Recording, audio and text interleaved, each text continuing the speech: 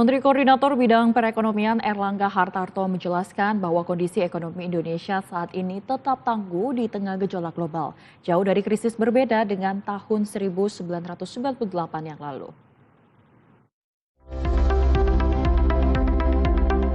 Di antara negara-negara G20, pertumbuhan ekonomi Indonesia pada 2025 merupakan yang kedua tertinggi setelah India, yaitu 5,11%. Namun defisit anggaran Indonesia di bawah 3% tergolong rendah dibanding negara-negara G20 lainnya. Sebagai pembanding, defisit anggaran India mencapai 4%, Prancis 4,4%, Amerika Serikat 6,3%.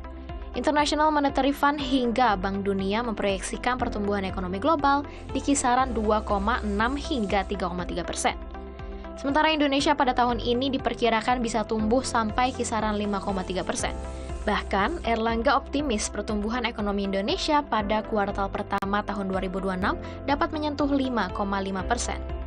Menteri Koordinator Bidang Perekonomian Erlangga Hartarto menjelaskan ketahanan Indonesia ditopang oleh ekonomi domestik yang kuat mencapai 54% dari PDB, didukung dengan ketahanan pangan dan energi. Pemerintah pun berhasil meningkatkan penerimaan pajak.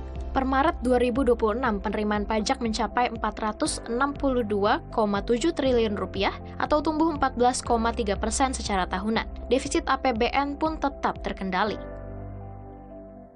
So the situation is nowhere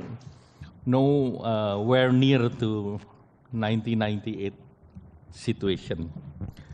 On the macroeconomic, I've said that the GDP growth is 5.11, and projection of this year is above 5.3%.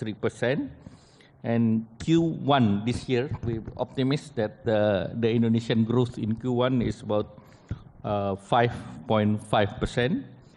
And then if we see foreign exchange is still around 148.2, is 6 months of import. But if you see the detail of our debt, mostly are from domestic. So the risk of the external shocks is under control.